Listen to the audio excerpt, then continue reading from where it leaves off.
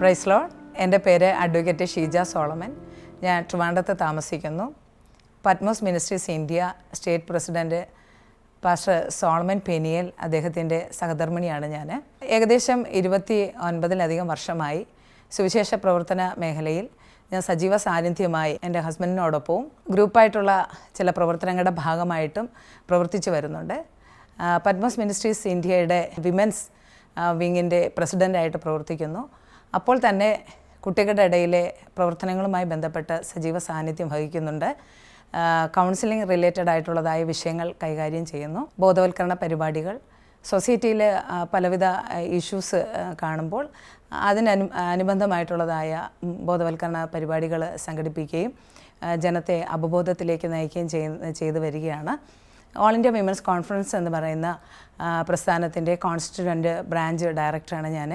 അതുകൊണ്ട് എനിക്ക് സെക്കുലർ ബേസിലും ഒരുപാട് വനിതകളെ സമീപിക്കുവാനും ഹൃദയം തകർന്നവരും ദുഃഖിതരും ജീവിതത്തിൽ ആശയില്ലാത്തവരുമായി ഒരു പ്രതീക്ഷയില്ലാതിരിക്കുന്ന ഒത്തിരി സഹോദരിമാരെ, അതുപോലെ തന്നെ കുട്ടികളെ ജീവിതത്തിൻ്റെ ശരിയായ വശങ്ങളെക്കുറിച്ചുള്ള ബോധ്യം വരുത്തുകയും അവരെ സമൂഹത്തിൻ്റെ മുഖ്യധാരയിലേക്ക് ഉയർത്തിക്കൊണ്ടുവരുവാനായിട്ട് സാധിച്ചിട്ടുണ്ട്. അതോടൊപ്പം തന്നെ സാമ്പത്തിക ഉന്നമനങ്ങൾക്ക് വേണ്ടിയിട്ട് തൊഴിൽ പരിശീലന പരിപാടികൾ സംഘടിപ്പിക്കുകയും തൊഴിലിടങ്ങൾ അവർക്ക് ഒരുക്കി കൊടുക്കുവാനും വിവിധ തൊഴിൽ പരിശീലനങ്ങളിലൂടെ സ്വന്തം കാലിൽ നിന്ന് സാമ്പത്തികമായ ഉന്നമനങ്ങളിലേക്ക് അവരെ കൊണ്ടെത്തിക്കുന്നതിന് വേണ്ടിയിട്ടുള്ള പരിശ്രമങ്ങൾ ചെയ്തു വരുന്നു.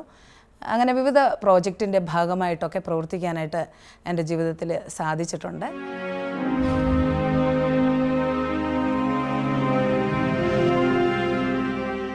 ഞാൻ എന്നെക്കുറിച്ച് പറയുമ്പോൾ തന്നെ എനിക്ക് അനുഗ്രഹിക്കപ്പെട്ട ഒരു ദാമ്പത്യ ജീവിതം നയിക്കാനായിട്ട് ദൈവം സൗഭാഗ്യത്തെ നൽകി തന്നു. ഞങ്ങൾക്ക് ദാനമായിട്ട് 2 കുഞ്ഞുങ്ങളെ കർത്താവ് നൽകുകയുണ്ടായി. മകൻ ജിജോ സോളമൻ നെറ്റ്വർക്ക് എഞ്ചിനീയറായിട്ട് വർക്ക് ചെയ്യുന്നുണ്ട്. മകൾ ഡോക്ടറാണ്. ഇരുവരും ഞങ്ങൾക്കൊപ്പം തന്നെ സുവിശേഷ ദർശനത്തോടുകൂടെ അവരുടെ സമയവും അവരുടെ എനർജിയും അവരുടെ മണിയും ദൈവനാമ മഹത്വത്തിന് വേണ്ടിയിട്ട് സ്പെൻഡ് ചെയ്യുന്നു. അതിൽ ഞങ്ങൾക്ക് വളരെയധികം ആത്മാഭിമാനവും കർത്താവിനോട് നന്ദിയും സ്തുതിയുമുണ്ട്. എൻ്റെ ദൈവവിളി എന്ന ഈ അനുഭവത്തെക്കുറിച്ച് പങ്കുവയ്ക്കുവാനായിട്ടാണ് ഞാൻ ആഗ്രഹിക്കുന്നത്. ഒരാളും സ്വതവേ ഒരു പദ്ധതിയിലേക്ക് വരുന്നില്ല. വിളി എന്ന് പറയുമ്പോൾ തന്നെ വിളിക്കുന്ന ആളിന് ഉദ്ദേശമുണ്ട്. എന്നാൽ വിളി കേൾക്കുന്ന ആളിന് എന്തുദ്ദേശത്തോടു കൂടെയാണ് എന്നെ വിളിക്കുന്നത് എന്നുള്ള യാതൊരു ബോധ്യവും ഉണ്ടാകുകയില്ല. എന്തോ ഉദ്ദേശത്തോടു കൂടെ എന്നെ വിളിച്ചിരിക്കുന്നു എന്നുള്ളതായ ഒരറിവ് മാത്രമേ ഉണ്ടായിരിക്കുകയുള്ളൂ. പലവിധമായ വിളികൾ ഇന്ന് നമുക്ക് സമൂഹത്തിൽ കാണാനായിട്ട് സാധിക്കും. എല്ലാ വിളിയും സതുദ്ദേശത്തോടു കൂടെ ആയിരിക്കണമെന്നില്ല. അതിൻ്റെ പിന്നിലും അറിഞ്ഞിരിക്കുന്ന ഒരുപാട് തിക്ത അനുഭവങ്ങളുണ്ടായിരിക്കും. വിളി കേൾക്കുന്ന ആൾ അതിൻ്റെ ശരിയായ വശം അറിയാതെയാണ് പലപ്പോഴും ട്രാപ്പിലേക്ക് ഉണ്ടാകുന്നത് സ്വാഭാവികമാണ്. ദൈവിക വിളിയെക്കുറിച്ച് നമ്മൾ മനസ്സിലാക്കുമ്പോൾ ദൈവത്തിന് കൃത്യമായിട്ട് ഓരോ മനുഷ്യരെക്കുറിച്ച് അതതിൻ്റെതായിട്ടുള്ള ഉദ്ദേശമുണ്ട്. എന്നെപ്പോലെ ഉള്ള വിളി ആയിരിക്കുകയല്ല എന്നെ കേൾക്കുന്നതായ ബഹുമാനപ്പെട്ട പ്രിയപ്പെട്ടവരോടുള്ള ദൈവത്തിൻ്റെ വിളിയെന്ന് പറയുന്നത്. വിളിക്ക് അതിൻ്റെതായ ഒരു ഉദ്ദേശമുണ്ട്. വിളിക്കുന്നവൻ ആ ഉദ്ദേശത്തോടു കൂടെ എന്തൊക്കെ കാര്യങ്ങൾ ഈ വ്യക്തിയിലൂടെ ചെയ്തെടുക്കാൻ സാധിക്കുമെന്നുള്ള ബോധ്യങ്ങളുടെ അടിസ്ഥാനത്തിലാണ് വിളിക്കുന്നത്. തേജോമനായ ദൈവം അബ്രഹാമിനെ വിളിച്ചതായ വിളിയെക്കുറിച്ച് വിശുദ്ധ വേദപുസ്തകത്തിൽ നമുക്ക് പഠിക്കാനായിട്ട് സാധിക്കുന്നു. ഉൽപ്പത്തി പുസ്തകം 12-ാം അധ്യായം സസൂക്ഷ്മം നമ്മൾ പഠിക്കുമ്പോൾ അദ്ദേഹത്തെ സംബന്ധിച്ചിടത്തോളം ഒരു ലൈവ് എക്സാമ്പിൾ തൻ്റെ മുമ്പിലില്ല. ദൈവവിളി കേട്ട് ഇറങ്ങി തിരിച്ച ആളിൻ്റെ ജീവിത വിജയങ്ങളുടേതായ കഥകൾ കേട്ട് മനസ്സിലാക്കാനായിട്ട് തീർത്തും ഒരു പരീക്ഷണ അടിസ്ഥാനം എന്ന് പറയുന്നതിനേക്കാൾ ഉപരിയായിട്ട് ദൈവവിളി കേട്ടപ്പോൾ തന്നെ അദ്ദേഹം ഒന്നും തന്നെ മാറി ചിന്തിക്കുവാൻ വരാതെ വിശ്വാസത്താൽ എവിടേക്ക് പോകുന്നു എന്നറിയാതെ അബ്രഹാം യാത്ര തിരിക്കുവാനായിട്ട് ഇടയായിത്തീർന്നു. അങ്ങനെ തൻ്റെ അചഞ്ചലമായിട്ടുള്ള വിശ്വാസമായിരുന്നു ദൈവം ഉദ്ദേശിച്ചതായ ആ മനോഹര തീരത്തേക്ക് അദ്ദേഹത്തെ കൊണ്ടെത്തിക്കുവാനായിട്ട് ഇടയായിത്തീർന്നത്.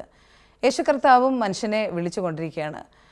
സങ്കീർത്തനങ്ങളുടെ പുസ്തകത്തിൽ നമ്മൾ കാണുന്നു, സൂര്യൻ്റെ ഉദയം മുതൽ അസ്തമനം വരെയും ദൈവം ഭൂമിയെ വിളിക്കുന്നു എന്ന് പറയുമ്പോൾ ഒരു ദിവസത്തിൻ്റെ തുടക്കം മുതൽ ഒടുക്കം വരെയെന്നും ഒരു യുഗത്തിൻ്റെ ആരംഭം മുതൽ അവസാനം വരെയെന്നും ഏതൊരു കാലഘട്ടത്തിൻ്റെ ആരംഭം മുതൽ അവസാനം വരെയും ദൈവം മനുഷ്യനെ വിളിച്ചുകൊണ്ടേയിരിക്കുകയാണ്. ഭൂമിയെ വിളിക്കുന്നു എന്ന് പറയുമ്പോൾ ഭൂവാസികളെ ദൈവം വിളിക്കുന്നു.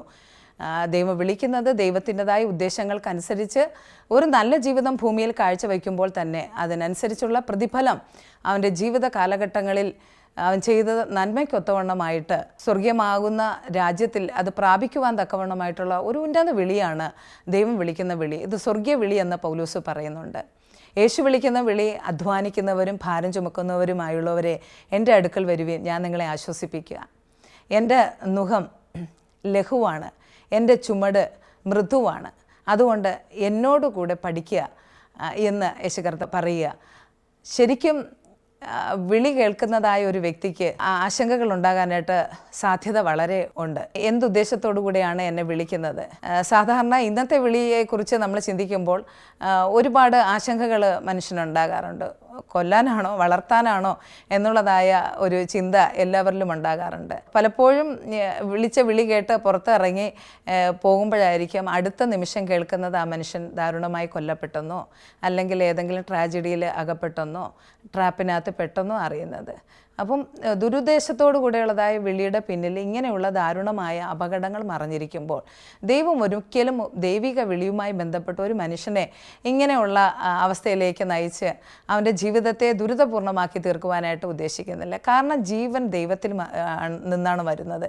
അപ്പോൾ ആ ജീവൻ ദൈവം ഭൂമിയിലേക്ക് ജീവിപ്പാൻ തക്കവണ്ണം മനുഷ്യന് ഔദാര്യമായി കൊടുക്കുമ്പോൾ അത് അതിൻ്റെതായ മഹത്വത്തോടും അതിൻ്റെ ജ്ഞാനത്തോടും കൂടെ തന്നെ ആ മനുഷ്യൻ ഭൂമിയിൽ ജീവിച്ച് പ്രത്യേക കാലഘട്ടം ദൈവം വിളിച്ച് വേർതിരിക്കുന്ന ആ സമയം ഈ ഭൂമിയിൽ നിന്ന് മാറ്റപ്പെടുമ്പോൾ അവനെ അടുത്ത മേഖലയിലേക്ക്, അതായത് സ്വർഗീയ സന്നിധിയിലേക്ക് ചേർക്കുക എന്നുള്ള ദൈവത്തിൻ്റെ പദ്ധതിയാകൊണ്ട് ഈ ഭൂമിയിൽ ചെയ്യേണ്ടുന്നതായ കർത്തവ്യങ്ങളെക്കുറിച്ചുള്ള ആഴമേറിയ ബോധ്യം അവന് കൊടുക്കുകയും അതോടൊപ്പം തന്നെ നല്ല രീതിയിൽ ജീവിച്ച് മുന്നോട്ട് പോകുവാനായിട്ടുള്ളതായ ആത്മീയ പാഠവങ്ങൾ ദൈവവചനത്തിലൂടെ കൈമാറുകയും ചെയ്യുന്നുണ്ട്. ഇത് സ്വർഗീയ വിളിയാണ്. സ്വർഗീയ വിളി ഉന്നതങ്ങളിൽ നിന്ന് ഉന്നതങ്ങളിലേക്കുള്ള വിളിയാണ്. ഇത് ഒരിക്കലും ഒരു മനുഷ്യനെ പരാജയത്തിലേക്ക് കൊണ്ടുപോകുന്ന ഒന്നല്ല. ജീവിതത്തിൽ ഒരുപാട് ലക്ഷ്യങ്ങൾ നൽകുകയും അതോടൊപ്പം ആ ലക്ഷ്യങ്ങൾ പ്രാപിച്ചെടുക്കുവാൻ തക്കവണ്ണം നേടുവാൻ തക്കവണ്ണമുള്ള ഒരു വിജയകരമായിട്ടുള്ള യാത്രയാണ് ഈ ക്രൈസ്തവ ജീവിതം എന്ന് പറയപ്പെടുന്നത്.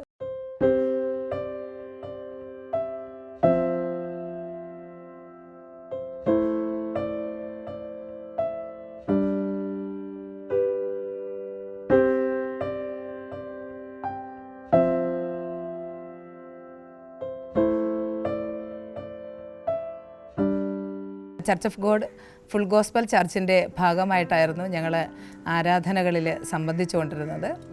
അതുകൊണ്ട് തന്നെ എനിക്ക് എൻ്റെ ബാല്യകാലത്ത് സൺഡേ സ്കൂളിൽ പോകുവാനും PIP പോലുള്ള പ്രസ്ഥാനങ്ങളിൽ സജീവമായി പങ്കെടുക്കുവാനൊക്കെ സാധിച്ചു. 1995 കാലഘട്ടങ്ങളിൽ എനിക്ക് ഇടമറകിൻ്റെ പുസ്തകം കിട്ടി. അത് ഞാൻ എൻ്റെ സുഹൃത്തുക്കൾ വഴിയാണ് ആ പുസ്തകം ഞാൻ പരിചയപ്പെടാനായിട്ട് ഇടയായി തീർന്നത്. അതോടുകൂടെ എൻ്റെ ലൈഫിൽ ദൈവത്തെക്കുറിച്ചുള്ളതായ സങ്കല്പം മാറുവാനായിട്ട് ഇടയായി തീർന്നു.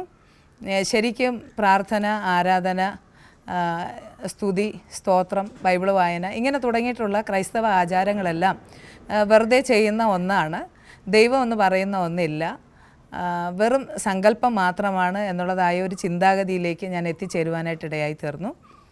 ആ പുസ്തകം എന്നെ വളരെയധികം ശ്രീകൃഷ്ണനും യേശുക്രിസ്തുവും ജീവിച്ചിരുന്നിട്ടില്ല എന്ന പുസ്തകം എന്നെ വളരെയധികം സ്വാധീനിക്കുവാനായിട്ട് ഇടയായി തീർന്നു. അങ്ങനെയാണ് ഞാൻ ഈ ഒരു ദൈവമില്ല എന്നുള്ള നിശ്ചയത്തിലേക്ക് വന്നു ചേർന്നുകൊണ്ടിരുന്നത്. പക്ഷേ എൻ്റെ പാരൻസിന് ഇത് അറിയുവാനായിട്ട് ഇടയായി തീർന്നില്ല. ഞങ്ങളുടെ സുഹൃത്തുക്കളുടെ ഇടയിൽ ഇത് ഞാൻ വളരെ സജീവമായിട്ട് ചർച്ച ചെയ്യുകയും ക്രിസ്തീയ വിശ്വാസത്തെ തള്ളിപ്പറയുകയും ചെയ്യേണ്ടായി. അങ്ങനെ ഇരിക്കുന്ന സമയത്താണ് എൻ്റെ അമ്മയ്ക്ക് ഗുരുതരമായ ഒരു രോഗം പിടിപെടുവാനായിട്ട് ഇടയായി തീർന്നത്. മരണത്താൽ മാറ്റപ്പെടും എന്നുള്ളതായ ഒരു സ്റ്റേജ് എത്തിയപ്പോൾ അന്ന് ഞാൻ PDCക്ക് പഠിച്ചുകൊണ്ടിരിക്കുകയായിരുന്നു. എന്നെ എത്രയും പെട്ടെന്ന് വിവാഹം ചെയ്ത് കൊടുക്കുക, അങ്ങനെ എൻ്റെ വിവാഹം എങ്കിലും കണ്ടമ്മ മരിക്കട്ടെ എന്നുള്ളതായ ഒരു തീരുമാനത്തിലേക്ക് എൻ്റെ പിതാവ് എത്തിച്ചേർന്നു. അപ്പം എനിക്ക് വിദ്യാഭ്യാസം തുടർന്ന് കൊണ്ടുപോകാനായിട്ട് സാധിച്ചില്ല. ഏർലി മാരേജ് ആയിരുന്നു. എന്നെ വിവാഹം കഴിച്ചത് ഒരു പാസ്റ്ററാണ്, പാസ്റ്റർ സോളമൻ പെനിയൽ. അദ്ദേഹം തീർത്തും ഒരു നല്ല ദൈവമനുഷ്യനാണ്. എൻ്റെ വിവാഹ ദിവസം തന്നെ എനിക്ക് അദ്ദേഹം ബൈബിൾ വായിച്ചതിന് ശേഷം ആ ബൈബിൾ തുറന്ന് എൻ്റെ കയ്യിൽ തരികയുണ്ടായി. ബൈബിൾ വായിക്കുവാൻ വേണ്ടിയിട്ട് പ്രാർത്ഥിക്കുവാനായിട്ട് അദ്ദേഹം എന്നെ പ്രചോദിപ്പിച്ചു. പക്ഷേ ഞാൻ ഈ വിധ കാര്യങ്ങളൊന്നും വലിയ ഉത്സാഹത്തോടുകൂടെ ഒന്നും ചെയ്തിരുന്നില്ല. പക്ഷേ അദ്ദേഹം എന്നെ നിർബന്ധിച്ചിട്ടില്ല. തുടർമാനമായിട്ടുള്ള എൻ്റെ ജീവിതം ഒന്നും ഈ ക്രൈസ്തവ വിശ്വാസത്തിൻ്റെതായ രീതിക്കനുസരിച്ചായിരുന്നില്ല. അങ്ങനെ പ്രാർത്ഥിക്കുകയോ പാടുകയോ മറ്റ് സജീവമായിട്ടുള്ള യാതൊരു ക്രിസ്തീയ പ്രവർത്തനങ്ങളിൽ ഞാൻ ഏർപ്പെട്ടുകൊണ്ടിരുന്നില്ല. പക്ഷേ അദ്ദേഹം എനിക്ക് വേണ്ടിയിട്ട് പ്രാർത്ഥിച്ചു കൊണ്ടേയിരുന്നു. അങ്ങനെ ഞങ്ങളുടെ ദാമ്പത്യ ജീവിതത്തിൽ കർത്താവ് ഞങ്ങൾക്ക് 2 കുഞ്ഞുങ്ങളെ ദാനമായി നൽകി തന്നു, മകനും മകളും. അപ്പോൾ അവരുടെ വിദ്യാഭ്യാസം തുടങ്ങുന്നതായ ഒരു സമയത്ത് ഞാൻ ചിന്തിക്കുകയുണ്ടായി, എനിക്കിനി എൻ്റെ സെക്കുലർ എഡ്യൂക്കേഷൻ മുന്നോട്ട് കൊണ്ടുപോകാനായിട്ട് സാധിക്കുകയില്ല. തീർത്തും എന്നെ വിവാഹം കഴിച്ചിരിക്കുന്ന ഒരു പാസ്റ്ററാണ്. അപ്പോൾ അങ്ങനെയാണെങ്കിൽ സുവിശേഷ പ്രവർത്തനത്തിൽ സജീവമായിട്ട് പങ്കെടുക്കണമെന്നുള്ളൊരു താല്പര്യം എന്നിൽ ഉണ്ടാകുവാനായിട്ട് ഇടയായി തീർന്നു. ഇതിനകത്ത് കാര്യമായിട്ടുള്ളതായ ദൈവപ്രവൃത്തി കൊണ്ട് ഇത് വെറുതെ അല്ല എന്നുള്ളതായ ഒരു ധാരണയിലേക്ക് ഞാൻ എത്തിച്ചേർന്നു. ഞങ്ങളുടെ ചർച്ചിൽ എൻ്റെ ഡെലിവറി കഴിഞ്ഞ് കിടക്കുന്ന സമയത്ത് ഞങ്ങളുടെ ചർച്ചിൽ 21 ഡേയ്സ് ഫാസ്റ്റിംഗ് നടക്കുകയാണ്. ആ ഫാസ്റ്റിങ്ങിൻ്റെ ലാസ്റ്റ് ദിവസം ഞാൻ ആ കുഞ്ഞുമായിട്ട് ആദ്യമായിട്ട് ആലയത്തിൽ പോവുമായിരുന്നു. അന്ന് ആ ദിവസം ദൈവത്തിൻ്റെ ആത്മാവ്, പരിശുദ്ധ ആത്മാവ് എന്നെ തൊടുവാനായിട്ട് ഇടയായി തീർന്നു. അപ്പോൾ ഞാനിത് വെറുതെ എന്നൊക്കെയായിരുന്നു പറഞ്ഞത്. ദൈവമുണ്ട് എന്ന് തെളിയിക്കുക ദൈവം തൻ്റെ ശക്തിയിലൂടെ ആയിരുന്നു എന്നുള്ളത് അന്നത്തെ ദിവസം ഞാൻ മനസ്സിലാക്കിയായിരുന്നു. തീർത്തും ദൈവത്തിൻ്റെ ആത്മാവ് എന്നെ സ്പർശിക്കുവാനായിട്ട് ഇടയായി തീർന്നു. അന്ന് ആ ശുശ്രൂഷ നടത്തിക്കൊണ്ടിരുന്ന പാസ്റ്റർ പറഞ്ഞത് അദ്ദേഹത്തിൻ്റെ ലൈഫിൽ ആദ്യമായിട്ടാണ് അദ്ദേഹം ഇങ്ങനെ ദൈവവചനം ശുശ്രൂഷിക്കാതെ ഒരു പാട്ടിൽ തുടങ്ങി ആ ആരാധന നീണ്ട മണിക്കൂറുകൾ തുടർന്ന് ആശീർവാദം പറഞ്ഞ് അവസാനിപ്പിക്കേണ്ടി വന്നത് എന്നുള്ളത്. അന്ന് പ്രത്യേക ഗിഫ്റ്റുകൾ, ഹോളി സ്പിരിറ്റിൻ്റെ ഗിഫ്റ്റുകളാൽ ദൈവം എന്നെ നിറയ്ക്കുവാനായിട്ട് ഇടയായി തീർന്നു. അതോടുകൂടെ എനിക്ക് നല്ലൊരു ഇൻസൈറ്റ് ഉണ്ടായി. തീർത്തും ദൈവവചനം പഠിക്കണം. സെക്കുലറായിട്ട് പ്രയോജനപ്പെടുവാനായിട്ട് സാധിച്ചില്ല എങ്കിലും എനിക്ക് സ്പിരിച്വലി സുവിശേഷ പ്രവർത്തനങ്ങളിൽ കുറച്ചുകൂടെ ആക്റ്റീവായിട്ട് ഇടപെടണമെന്നുള്ളതായ ഒരു താല്പര്യം ഉണ്ടാകുകയും ഞാൻ ആ ആഗ്രഹം എൻ്റെ ഹസ്ബൻഡിനോട് പറയുവാനായിട്ട് ഇടയായി തീർന്നു. അദ്ദേഹം അതിന് വേണ്ടിയിട്ടുള്ള എല്ലാ സാഹചര്യങ്ങളും എനിക്ക് ഒരുക്കി തന്നു. ബൈബിൾ കോളേജിൽ എന്നെ കൊണ്ടുവന്ന് ആക്കുവാനും കുഞ്ഞുങ്ങളുടെ പഠനങ്ങൾക്കൊപ്പം തന്നെ ഞാനും എൻ്റെ ബൈബിൾ പഠനം തുടങ്ങിയായിരുന്നു. അങ്ങനെ നീണ്ട 7 വർഷം ഞാൻ ദൈവവചനം പഠിച്ചു. മാസ്റ്റർ ഓഫ് ഡിവിനിറ്റി എന്ന് പറയുന്നതായ ഡിഗ്രി സത്യവേദ സെമിനാരിയിൽ നിന്ന് സമ്പാദിക്കുവാനായിട്ട് ഇടയായി തീർന്നു. അങ്ങനെ പഠനങ്ങൾക്ക് ഒപ്പം തന്നെ ദൈവം എനിക്ക് ഒരുപാട് അവസരങ്ങൾ നൽകി തന്നു. ദൈവവചനം ശുശ്രൂഷിക്കുവാനും ദൈവവചനം പഠിപ്പിക്കുവാനും ഇതര ബൈബിൾ കോളേജുകളിലും ഞങ്ങളുടെ തന്നെ സ്ഥാപനങ്ങളിൽ പഠിപ്പിക്കുവാൻ അനേകര വിശ്വാസത്തിൻ്റെ വചനങ്ങളിൽ ഉറപ്പിച്ച് നിർത്തുവാനായിട്ട് ആ കാലഘട്ടങ്ങളിൽ ദൈവം എനിക്ക് ഒത്തിരി അവസരങ്ങൾ നൽകി തരുവാനായിട്ട് ഇടയായി തീർന്നു. തുടർന്നാണ് ഞാൻ കൗൺസിലിംഗ് റിലേറ്റഡ് ആയിട്ടുള്ള വിഷയങ്ങളെക്കുറിച്ച് ആഴമേറിയ രീതിയിൽ പഠിക്കണമെന്നുള്ളൊരാഗ്രഹത്തിൽ എത്തിച്ചേർന്നത്. കാരണം ഒത്തിരി പുസ്തകങ്ങൾ അതിനോടനുബന്ധിച്ച് ഞാൻ വായിച്ചു കഴിഞ്ഞു. അപ്പോൾ ഒരു ഗുരുവിൻ്റെ, ഒരു ട്യൂട്ടറിൻ്റെ, മെൻറ്ററിൻ്റെ സഹായം ആവശ്യമാണ്. അത് കൃത്യമായി മനസ്സിലാക്കണം എന്നുള്ളത് കൊണ്ട് തന്നെയാണ് ഞാൻ പെനിയൽ കൗൺസിലിംഗ് സ്കൂളിൽ കോട്ടയത്ത് പോയി കൗൺസിലിംഗ് പഠിക്കുവാനായിട്ട് ഇടയായി തീർന്നത്. അതിനെ തുടർന്ന് എനിക്ക് ആ സ്ഥാപനത്തിലെ തന്നെ ഒരു അധ്യാപികയായിട്ടും ട്രിവാൻഡ്രത്ത് പെനിയൽ കൗൺസിലിംഗ് സ്കൂളിൻ്റെ ഒരു കോർഡിനേറ്റർ എന്ന നിലയിൽ പ്രവർത്തിക്കുവാനായിട്ട്, സജീവ സാന്നിധ്യമായിട്ട് പ്രവർത്തിക്കുവാനായിട്ടൊക്കെ ദൈവം എനിക്ക് അവസരം നൽകി തന്നു. ഈ കൗൺസിലിംഗ് നന്നായിട്ട് മനസ്സിലാക്കിയതുകൊണ്ട് ജീവിതത്തിൽ പ്രതീക്ഷ നഷ്ടപ്പെട്ടു പോയ ഒത്തിരി പ്രിയപ്പെട്ടവരെ നേർവഴിക്ക് നടത്തുവാനും അവരെ ശരിയായ ട്രാക്കിലൂടെ നയിക്കാനായിട്ടൊക്കെ ദൈവം എനിക്ക് അവസരം നൽകി തന്നിട്ടുണ്ട്.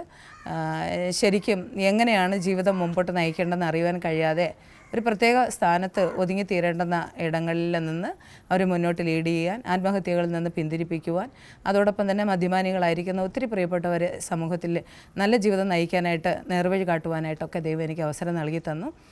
ചില സ്ഥാപനങ്ങൾ, ഡി അഡിഷൻ സെൻറ്റേഴ്സിൽ പ്രിയപ്പെട്ടവർ, ഡയറക്ടർമാരൊക്കെ എനിക്ക് പ്രത്യേക ദിനങ്ങളിൽ ക്ലാസ് എടുക്കാനായിട്ടൊക്കെ അവസരം നൽകി തരികയും അങ്ങനെ മദ്യപാനികളെക്കുറിച്ച് കൂടുതൽ മനസ്സിലാക്കുവാനും അവരെ പഠിപ്പിക്കുവാനും അവരെ വിശ്വാസത്തിൽ ഉറപ്പിച്ച് നിർത്തുവാനോട്ടൊക്കെ എനിക്ക് കൗൺസിലിംഗ് പഠിച്ച നിമിത്തമായിട്ട് സാധിച്ചു.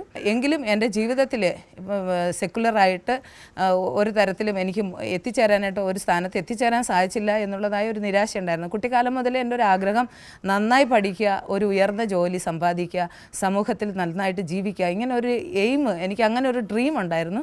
പക്ഷേ നേരത്തെ ഏർലി വിവാഹം കഴിഞ്ഞതുകൊണ്ട് എനിക്ക് എൻ്റെ സെക്കുലർ വിദ്യാഭ്യാസം മുടങ്ങിപ്പോയി എന്നുള്ളതായ ഒരു ഭാരം എപ്പോഴും എൻ്റെ മനസ്സിലുണ്ടായിരുന്നു. അങ്ങനെ ഇരിക്കുന്ന സമയത്താണ് ഞാൻ ഈ സമൂഹത്തിൽ വളരെ ഒതുക്കപ്പെട്ടതായ, ആരാലും അംഗീകരിക്കപ്പെടാതെ മാർജിനലൈസ്ഡ് ആയിട്ടുള്ളതായി ഒത്തിരി വനിതകളുടെ ഉന്നമനങ്ങൾക്ക് വേണ്ടിയിട്ട് പ്രവർത്തിക്കുവാനായിട്ടൊക്കെ അവസരങ്ങൾ ലഭിക്കുകയുണ്ടായി.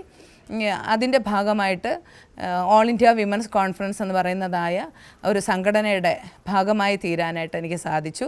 ആ സംഘടന നിമിത്തമായിട്ട് എനിക്ക് ഡൽഹിയിലും അവരുടെ ഇതര പ്രവർത്തന മേഖലകളിൽ സജീവ സാന്നിധ്യം വഹിക്കുവാനും ഒത്തിരി പ്രോഗ്രാമുകൾ അവതരിപ്പിക്കാനായിട്ടൊക്കെ കഴിഞ്ഞു. അപ്പം ഈ പ്രോഗ്രാമിൻ്റെ ഭാഗമായിട്ട് ഡൽഹിയിൽ ഞങ്ങൾ ഒരു ടീമുമായിട്ട് പോകുന്ന സമയത്താണ് എന്നോടൊപ്പം റൂമിൽ സ്പെൻഡ് ചെയ്തിരുന്നത് വിമൻസ് കോളേജിലെ പ്രിൻസിപ്പളായിരുന്ന ഡോക്ടർ രമാബായി മാഡമാണ്.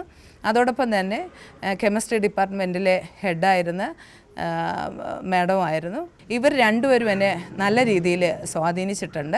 അന്ന് PDC കംപ്ലീറ്റ് ചെയ്തിട്ടില്ല. അതാണ് എൻ്റെ സെക്കുലർ ഒരു ബേസ് എന്ന് പറയപ്പെടുന്നത്.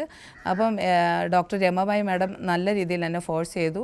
തിരിച്ച് നാട്ടിൽ ചെന്നതിന് ശേഷം നല്ല കാലിബറുണ്ട് ഷീജയ്ക്ക്, സെക്കുലർ വിദ്യാഭ്യാസം കംപ്ലീറ്റ് ചെയ്യണം എന്ന് പറഞ്ഞ് എന്നെ ഫോഴ്സ് ചെയ്യാനായിട്ട് ഇടയായി തീർന്നു.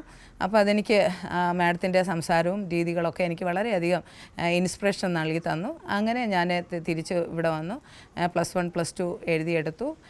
കേരള യൂണിവേഴ്സിറ്റിയിൽ BA സോഷ്യോളജി ഫസ്റ്റ് ക്ലാസ്സോടുകൂടെ പാസ്സായി. തുടർന്ന് എനിക്ക് LLB ചെയ്യാനായിട്ട് സാധിച്ചു. ഇപ്പോൾ ഞാൻ തിരുവനന്തപുരം ജില്ലാ കോടതിയിൽ അഭിഭാഷകയായിട്ട് പ്രവർത്തിക്കുന്നുണ്ട്. ഈ കാലങ്ങളിൽ തന്നെ ഒരു അഭിഭാഷക എന്ന നിലയിലേക്ക് ഞാൻ വരുന്നതിന് പ്രചോദനമായി തീർന്ന കാര്യമെന്ന് പറയുന്നത് ശാസ്താനട എന്ന് പറയപ്പെടുന്ന ഒരു വനമേഖലയിൽ ശരിക്കും സമൂഹത്തിൽ മാർജിനലൈസ്ഡായിട്ട് കഴിയുന്നതായ വികസനങ്ങൾ ഒട്ടും തന്നെ ഇല്ലാത്തതായ വന്യമൃഗങ്ങളുടെ ഉപദ്രവങ്ങൾ നിരന്തരം ഏറ്റുകൊണ്ടിരിക്കുന്ന, കൂടാതെ തന്നെ ആന മുതലായതായ വന്യമൃഗങ്ങൾ കൊന്ന് ഒത്തിരി ചരിത്രങ്ങൾ സൃഷ്ടിച്ചിട്ടുള്ളതായ ഒരു ദേശമാണ് തിരുവനന്തപുരം ജില്ലയിൽ ശാസ്താനട, കുളത്തൂപ്പുഴയ്ക്ക് അടുത്ത് ശാസ്താനട എന്ന് പറയപ്പെടുന്നതായ ആ ഒരു വനമേഖല.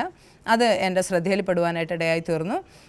അവിടെ ഒത്തിരി സഹോദരിമാർ ദൈനംദിന ജീവിതം മുമ്പോട്ട് കൊണ്ടുപോകുന്നതിൽ വളരെയധികം അവർ ബുദ്ധിമുട്ടിക്കൊണ്ടിരുന്നു. കാരണം മദ്യപാനികളായിരിക്കുന്ന ഭർത്താക്കന്മാർ അവർ കൂപ്പിൽ പണിയെടുക്കാറുണ്ട് മദ്യപിക്കുന്നതിന് വേണ്ടിയിട്ട് മാത്രം.